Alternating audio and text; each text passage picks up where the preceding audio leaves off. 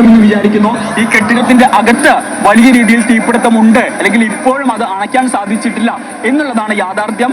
ആദ്യഘട്ടത്തിൽ ഇവിടെയുള്ള സമീപത്തുള്ള ഒരു മെഡിക്കൽ ഷാപ്പിൽ നിന്നാണ് ഷോർട്ട് സർക്യൂട്ട് മൂലമാണ് ഇത്തരത്തിൽ തീപിടുത്തം ഉണ്ടായത് എന്നതാണ് അഭ്യൂഹം. അത് സംബന്ധിച്ച് സ്ഥിരീകരണമില്ല.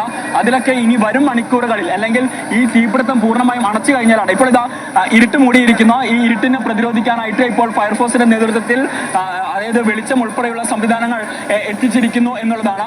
അപ്പോൾ ഈ ദൗത്യം അത് ഇനിയും നീളും. പ്രത്യേകിച്ച് ഇതിനകത്തേക്ക് ഇതുവരെ ഫയർ യൂണിറ്റുകൾക്കോ അല്ലെങ്കിൽ ഉദ്യോഗസ്ഥർക്കോ അല്ലെങ്കിൽ ഈ വെള്ളം എത്തിക്കാനോ സാധിച്ചിട്ടില്ല. അങ്ങനെ എത്തിച്ചു കഴിഞ്ഞാൽ മാത്രമേ ഇത് പൂർണ്ണമായിട്ടും അണയ്ക്കാൻ സാധിക്കുകയുള്ളൂ. ഇപ്പോഴും നേരത്തെ എങ്ങനെയായിരുന്നോ കത്തിയിരുന്നത് അതിനേക്കാൾ 10 മടങ്ങായിട്ട് ഇപ്പോഴും തീ കത്തുകയാണ്, തീ ആളിപ്പടരുകയാണ് എന്ന് വേണം നമുക്ക് ഈ ഒരു ഘട്ടത്തിൽ പറയാൻ. എന്തായാലും പരമാവധി ഇപ്പോൾ അതായത് തീ കൂടുതൽ ഇടങ്ങളിലേക്ക് വ്യാപിക്കുന്ന അല്ലെങ്കിൽ തീ കെടാത്ത ഒരു സാഹചര്യം ഉള്ളത് കൊണ്ട് തന്നെ പരമാവധി ഇവിടെയുള്ള ആളുകളെ ഇപ്പോൾ പോലീസ് മാറ്റുന്നുണ്ട്. നേരത്തെ ഈ കെട്ടിടത്തിൽ തീപിടുത്തം ഉണ്ടായി എന്ന് പറഞ്ഞ ഘട്ടത്തിൽ തന്നെ ഇവിടെ നിന്നും പരമാവധി ആളുകളെ ഒഴിപ്പിച്ചിട്ടുണ്ടായിരുന്നു. പ്രത്യേകിച്ച് ഇന്ന് ഞായറാഴ്ചയാണ്. പുതിയ ബസ് സ്റ്റാൻഡ് എന്ന് പറയുന്ന ഘട്ടത്തിൽ ഇവിടെ നിരവധി ആളുകൾ വരുന്ന ഒരു സ്ഥലമാണ്. ഈ ബിൽമാ ബൂത്തിന് സമീപവും അതുപോലെ തന്നെ ഈ കെട്ടിടത്തിലും ഒക്കെ ആയിട്ട്. പക്ഷേ വാളഭയം ഒന്നും തന്നെ ഇല്ല എന്നുള്ളത് ഏറെ ആശ്വാസകരമാണ്. പക്ഷേ അപ്പോഴും തീപിടുത്തം അതിന് അളവ് വന്നിട്ടില്ല. അത് ഇപ്പോഴും ആളി കത്തുകയാണ്. പുക വലിയ രീതിയിൽ ആകാശത്തേക്ക് പടരുന്നത് നമുക്ക് കാണാം.